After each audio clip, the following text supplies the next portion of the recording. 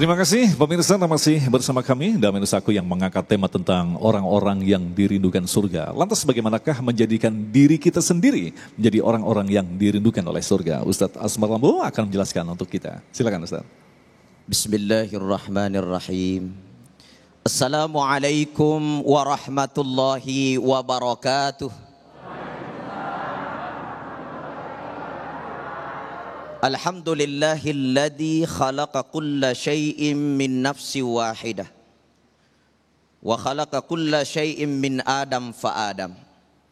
Assalatu wassalamu ala nabiyyinal Mustafa sallallahu alaihi wasallam wa ala millati abina Ibrahim hanifa wa ma kana minal musyrikin.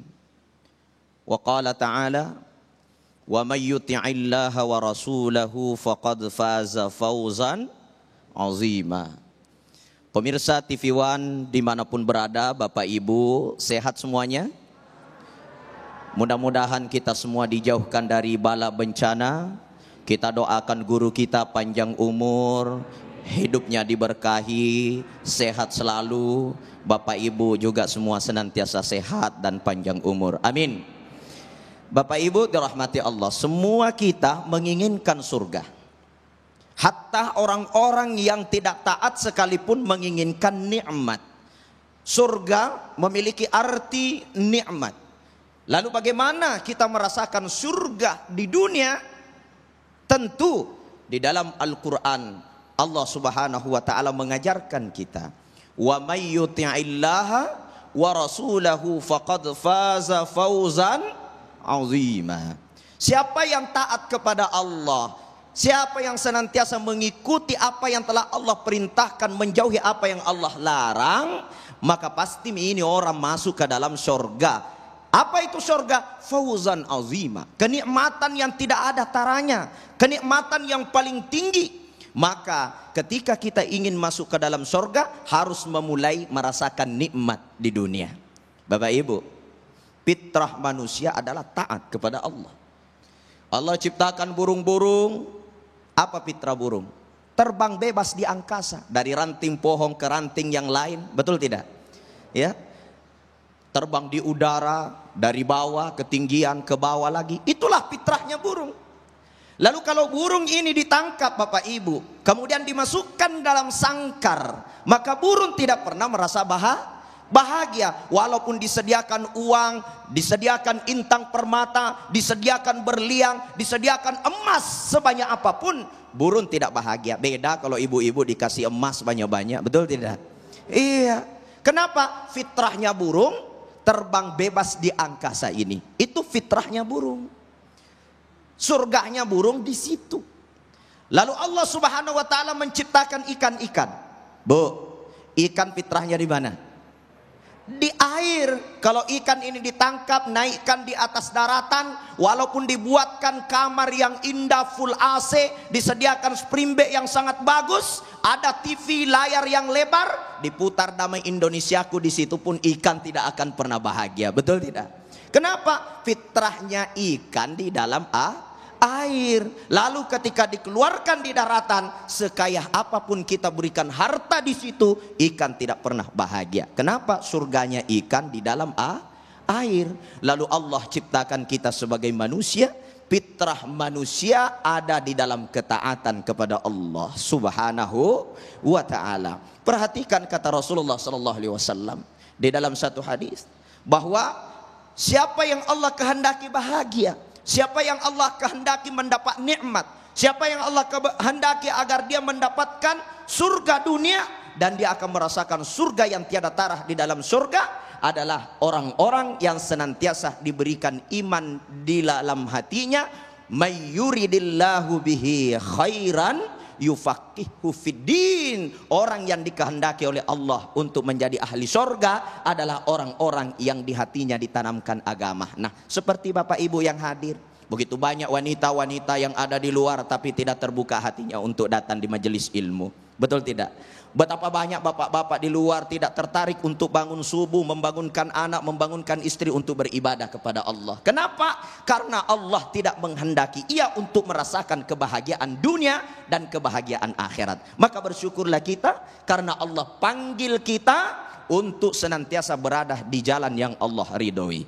Nah, di dalam hadis yang dijelaskan oleh guru kita tadi, apa kata Rasulullah? Al jannatu mustaqatun ala arba'ati nafar, ya. Allah Subhanahu wa taala menjadikan surga ini rindu kepada 4 golongan manusia. Di mana tadi dikatakan yang pertama apa? Talil Quran, banyak-banyak baca Quran, ya. Kemudian yang kedua wahafizil lisan, kita jaga lidah kita, ya. Jangan berucap yang tidak baik, jangan berucap yang tidak ada manfaatnya. Terutama nih bapak-bapak. Kok ketawa, Bu? Oh, ibu-ibu, ya. Banyak mengeluarkan kata-kata. Ya, dalam ilmu psikologi itu kan wanita itu kalau belum cukup 70 kata dalam sehari itu kadang-kadang belum bisa diam, Pak. Makanya kalau tidur kadang-kadang bermimpi bicara. Kenapa? Karena iya, kan neneknya perempuan itu namanya Hawa. Neneknya laki-laki Adam. Kalau disebut nama Hawa sama nama Adam itu beda. Kalau kita bilang Hawa pasti terbuka mulut. Kalau bilang Adam pasti tertutup mulut. Makanya wanita itu fitrahnya selalu terbuka mulutnya. Wah itu wanita. Ya. Kalau laki-laki tertutup mulutnya, tapi kadang-kadang matanya melotot. Makanya banyak laki-laki yang kadang-kadang tidak mampu menjaga mata walaupun mulutnya diam-diam tapi sudah menikah lagi. Pemirsa Damai Indonesia TV One dimuliakan Allah. Yang ketiga tadi apa? Memberi makan, ya. Wa mut'aimul ji'an, ya. Wa mut'aimil ji'an, memberikan makan kepada orang lapar, anak yatim. Dalam beberapa definisi yang dijelaskan juga oleh Imam An-Nawawi, yang dimaksud adalah memberi buka puasa. Makanya nanti banyakin berikan buka puasa, Bu. Jangan kita selalu cari-cari untuk berbuka puasa, banyak uangnya tapi dia mencari agar dia bisa buka puasa di tempat orang-orang, di tempat orang kaya, ya. Makanya kita berusaha memberi makan kepada anak yatim, orang yang puasa dalam hal ini untuk berbuka puasa dan lain sebagainya. Karena itu adalah golongan yang dirindukan oleh surga. Dan yang keempat tadi guru kita sudah jelaskan, was-shaimina fi syahri Ramadan. Dan kita sudah melakukan puasa Ramadan, itu tandanya mudah-mudahan puasa ini mengantarkan kita mendapatkan surganya Allah Subhanahu wa taala. Namun bukan cuma ini yang menyebabkan kita mendapat kerinduan dari surga. 114 surah dalam Al-Quran, mulai dari ujung rambut sampai kaki kita, semua bisa berpotensi mengundang rindu surga kepada kita.